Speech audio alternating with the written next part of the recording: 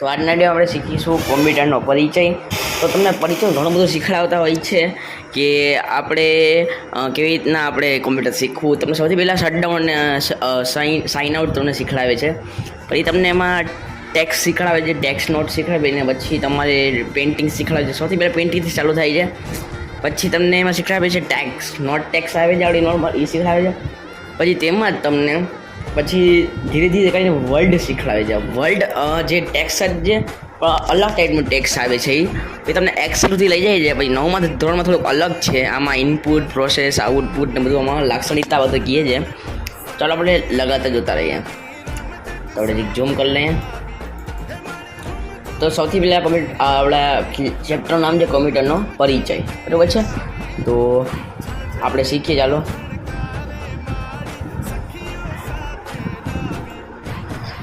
Computer એક બહુલક્ષી યંત્ર છે. કોમ્પ્યુટર શું છે? બહુલક્ષી યંત્ર છે. ઓકે, જે જુદા જુદા યંત્રોની અનેક પ્રકારની સમસ્યાઓને ઉકેલવા લાવવા માટે વપરાય છે. તો જે કોમ્પ્યુટર બહુલક્ષી યંત્ર છે તે કોમ્પ્યુટરની અલગ અલગ સમસ્યાઓને ઉકેલવા માટે, મતલબ આપણે આપણી ભાષામાં કહીએ તો સોલ્યુશન, ઇંગ્લિશ ભાષામાં કહીએ તો, અને પછી આપણે કહીએ આપણી ભાષામાં તો તેનો રસ્તો ક્યાંથી કાઢવો, તેનો રસ્તો કાઢે છે બહુલક્ષી યંત્ર.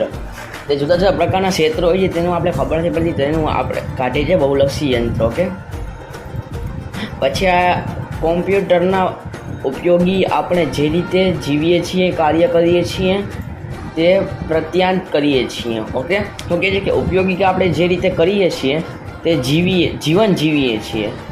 તે જે સીપીયુ હોય છે, આપણું સીપીયુ, તે આપણા દિમાગની જેમ છે, બરાબર છે. તો હવે આગળ જોઈએ. તેના પરિવર્તન આવ્યું છે ઉદ્યોગ, સરકાર, શિક્ષણ, શોધન તેમજ મનોરંજન ક્ષેત્રમાં કોમ્પ્યુટરનો ઉપયોગ થાય છે. શું કહે છે કે ઉદ્યોગો, સરકાર, શિક્ષણ બધામાં આનો ઉપયોગ થાય છે. કેનો? કોમ્પ્યુટરનો, બરાબર છે. તો તમને એમ પૂછવામાં આવે કે કઈ કઈ જગ્યાએ ઉપયોગ થાય, એવું પૂછે. કોમ્પ્યુટરનો કઈ કઈ જગ્યાએ ઉપયોગ થાય એવું તમને પૂછે. તમારે લખવાનું ઉદ્યોગ, સરકાર, શિક્ષણ, સંશોધન તેમજ મનોરંજન ક્ષેત્રોમાં કોમ્પ્યુટરનો ઉપયોગ થાય છે. અને તમારે બીજો ક્વેશ્ચન પૂછે કે આના નામ આપેલા હોય, ઉદ્યોગ, સરકાર, શિક્ષણ, સંશોધન બધામાં વગેરેનો ક્યાં શું કે શેનથી ઉપયોગ થાય? તો અમને કોમ્પ્યુટરથી ઉપયોગ થાય છે એનો. તમારે એ લખવાનું રહે. આગળ જોઈએ. સામાન્ય રોજિંદા ધંધાકીય કામ માંડી અચરજ પામડે તે પ્રકારના કાર્ય માટે કોમ્પ્યુટરનો ઉપયોગ હાલમાં થાય છે. તમને હમણાં કીધું મેં કે એનો ઉપયોગ બધે હાલમાં થાય છે. આ કારણે કોમ્પ્યુટર એક બહુલક્ષી યંત્ર છે, બહુલક્ષી યંત્ર કહેવામાં આવે છે. તો તેનું આપણે ઇંગ્લિશ જોઈએ તો મલ્ટીપ્રોસ મશીન. ઓકે, આગળ જોઈએ આપણે. લાક્ષણિક કોમ્પ્યુટરની કાર્ય પદ્ધતિ. Okay, working of a typical computer.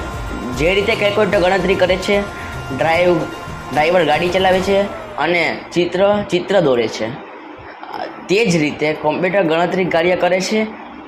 અહીં ગણતરી એક ફક્ત ગણિતિક ગણતરી સુધી જ મર્યાદા નથી, પણ અનેક કાર્યોમાં જેમાં વિવિધ પ્રકારના તર્ક વપરાય છે તેનો પણ સમાવેશ થાય છે. આમાં શું કહે છે કે કેલ્ક્યુલેટર ગણતરી કરે, ડ્રાઈવર ગાડી ચલાવે ને ચિત્ર દોરે, બરાબર છે.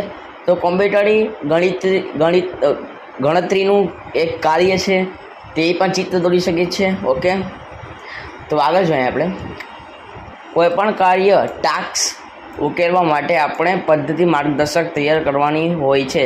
તેમાં દરેક કાર્યરૂપી પગથિયા, સ્ટેપ્સ, જેને આપણે કહીએ પગથિયા, બરાબર છે. આ સ્ટેપ હોય છે બધા, તે પગથિયા. ઓકે, સ્પષ્ટ રીતે ભણાવેલા હોય છે. આ માર્ગદર્શકે જે સામાન્ય સરળ અંગ્રેજી ભાષા લખેલ છે તેને એલ્ગોરિધમ કહેવામાં આવે છે. શું કહેવામાં આવે બાળકો? જે સરળ રીતે અંગ્રેજી ભાષા લખેલ છે તેને એલ્ગોરિધમ કહેવામાં આવે છે. આગળ જોઈએ. કોમ્પ્યુટર યોગ્ય સૂચનાઓ સેટ ઓફ ઇન્ડસ્ટ્રી આપણે અપનાવવાથી ટિકિટનું આક્ષણ માર્કશીટ પ્રિન્ટર થકાઈને અહેવાલ પ્રિન્ટર સંદેશાનું પ્રયાસ